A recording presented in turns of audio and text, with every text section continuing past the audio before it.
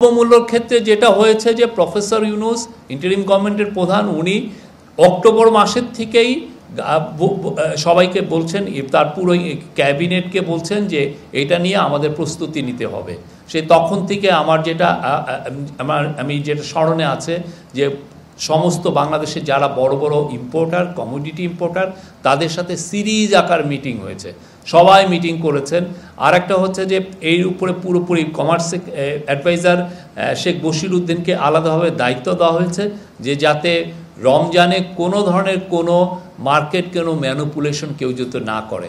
এটা হচ্ছে যে কমার্সের দিক দিয়ে। প্লাস হচ্ছে যে আমরা প্রতিনিয়ত মনিটর করেছি ইন্টারন্যাশনাল প্রাইসগুলো, কোন কোন দ্রব্যের কী কী প্রাইস, কিভাবে এটাকে বাংলাদেশে সাপ্লাইটা বাড়ানো যায়, সেটা আমাদের লক্ষ্য ছিল। আর একটা ছিল যে কিছু কিছু পণ্যে আমরা দেখেছি যে এমনিতেই ট্যারিফ বসানো, মানে ডিউটি দেওয়া, তো ডিউটিগুলো খুব নামানো হয়েছে। বিশেষ করে দেখবেন যে খেজুরের ক্ষেত্রে ডিউটি কমানোর কারণে খেজুরের দাম কিন্তু অনেক কমে এসছে অনেকগুলো পণ্যর ক্ষেত্রে।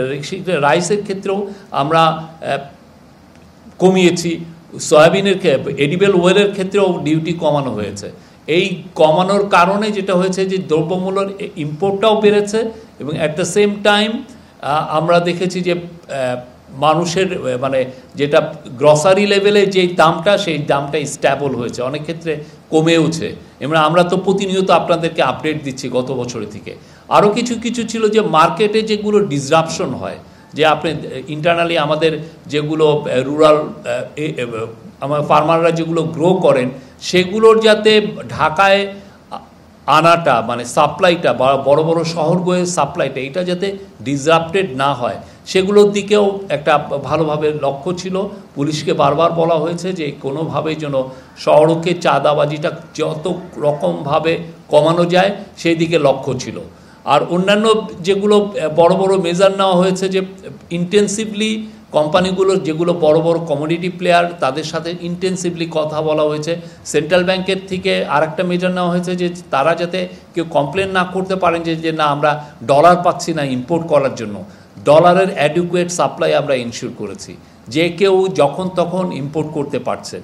কেউ বলছেন না যে এলসিতে তাদের কোনো আগে যেটা আগের গভর্নমেন্টের সময় এটা একটা বড় সমস্যা ছিল, আমরা আমাদের যে রিজার্ভটা ঠিক রেখেই ডলারের সাপ্লাইটা আমরা এনশিওর করেছি সবার জন্য। ফলে ইম্পোর্টাররা এই কমপ্লেনও করতে পারেন যে না আমরা বড় মাত্রায় এডিবল অয়েল আনতে যাচ্ছি কিন্তু ডলার পাচ্ছি না কেনার জন্য। তো সেই জিনিসটা কোনো কমপ্লেন কিন্তু আসেনি সোফার। আমি মনে করবো যে এটা একটা সবার সম্মিলিত এফার্ট ছিল এবং সম্মিলিত এফার্টের কারণে আজকে দ্রব্যমূল্য স্ট্যাবল আছে। আমরা চেষ্টা করছি মার্কেটকে যত রকমের স্ট্যাবল রাখা যায় এবং আমরা আপনাদেরকে বারবার জানাচ্ছি যে কোথায় কোথায় কী ধরনের ইভেন যদি কোনো ধরনের ডিসরাপশনও হয় এটা আমরা কিন্তু আপনাদেরকে অ্যালার্ট করছি। তা আপনি দেখেছেন যে আমাদের এই সিএ ফেসবুক পেজে, সিএ হোয়াটসঅ্যাপ পেজে আমরা নিয়মিত আপনাদেরকে মার্কেটটা আপডেট দিচ্ছি। আমরা চাই যে এই যে দ্রব্যমূল্য সহনীয় যে মাত্রায় এসছে এটা আরও সামনে আমরা ধরে রাখতে। সামনে ঈদ, আমাদের চ্যালেঞ্জটা এই ঈদকে ঘিরে এবং সামনে যাতে আরও সামনের মাসগুলোকে আমরা যেন এই দ্রব্যমূল্যকে যাতে এই মাত্রায় ধরে রাখতে পারি। মানুষের জীবনে সহনীয় পর্যায়ে দ্রব্যমূল্য রাখাটা এটা খুবই ইম্পর্টেন্ট এবং সেই লক্ষ্যে ইন্টারিম গভর্নমেন্ট চেষ্টা করে যাচ্ছে। উৎসবে খুশি হবে নগদে বেশি, কারণ ঘন্টায় ঘন্টায় আছে গিফট জেতার সুযোগ।